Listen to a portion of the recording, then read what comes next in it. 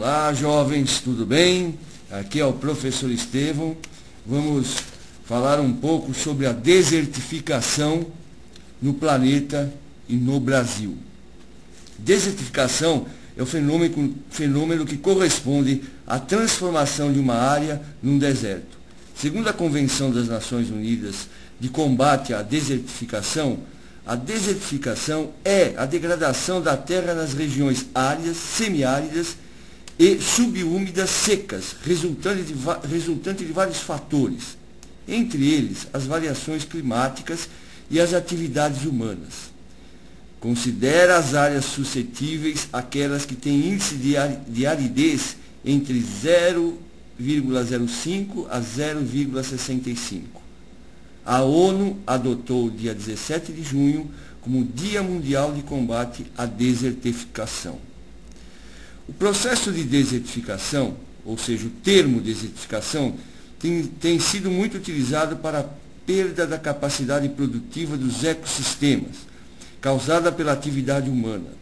Devido às condições ambientais, as atividades econômicas desenvolvidas em uma região podem ultrapassar a capacidade de suporte e de sustentabilidade. O processo é pouco perceptível a curto prazo pelas populações locais. Há também erosão genética da fauna e flora, extinção de espécies e proliferação eventual de espécies exóticas.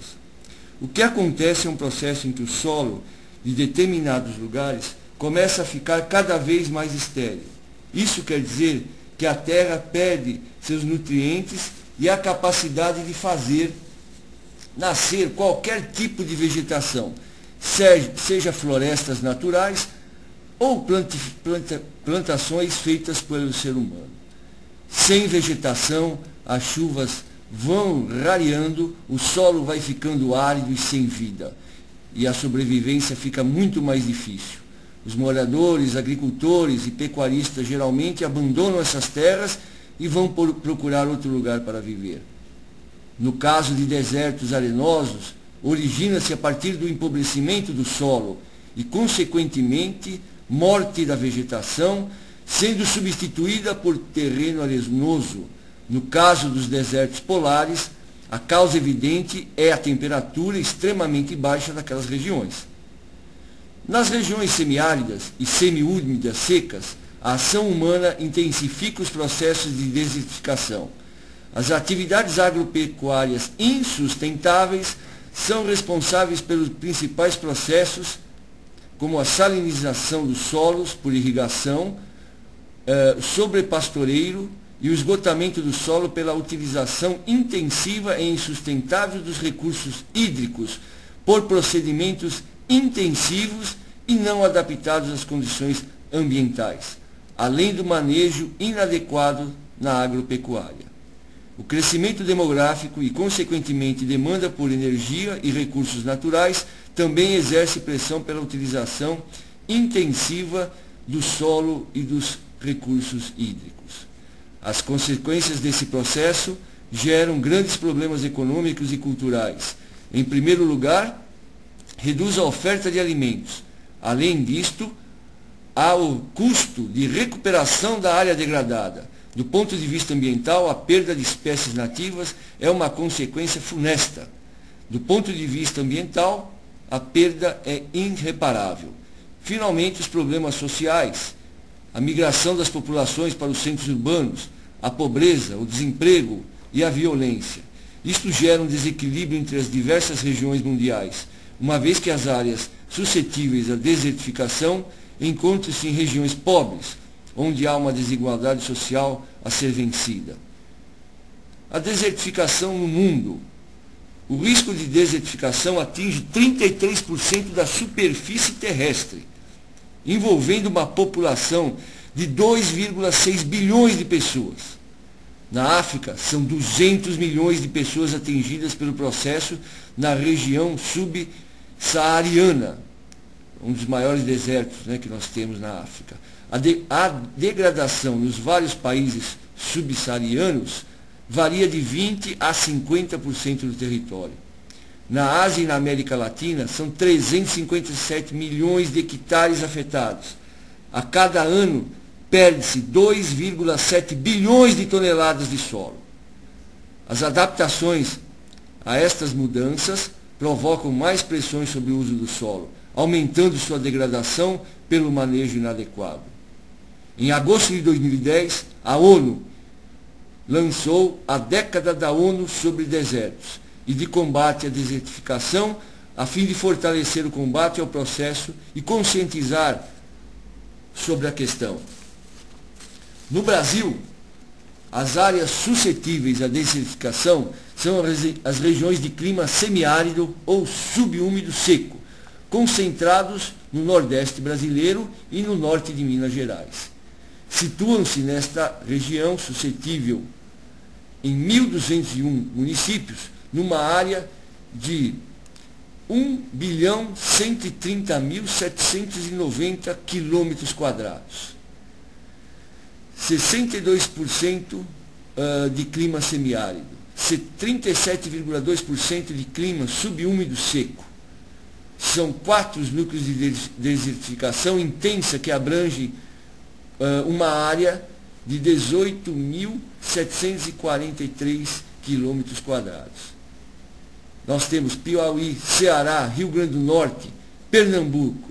O semiárido brasileiro também apresenta em 10% de sua área processos graves de desertificação. Para combater esses efeitos, foi criado o Programa de Ação Nacional ao Combate à Desertificação e Mitigação dos Efeitos da Seca, o PAN, sob coordenação das Secretarias de Recursos Hídricos do Ministério do Meio Ambiente. O programa envolve poderes públicos e a sociedade civil para definir diretrizes e ações para combater e prevenir a desertificação no país. Em julho de 2008 foi criada a Comissão Nacional de Combate à Desertificação, coordenada pelo Ministério do Meio Ambiente. O Brasil tem combatido o processo de desertificação, mas a ação humana tem feito com que o homem destrua cada vez mais, às vezes por ignorância e às vezes por cobiça e ganância. Regiões que são transformadas em deserto, outrora foram regiões que haviam o verde.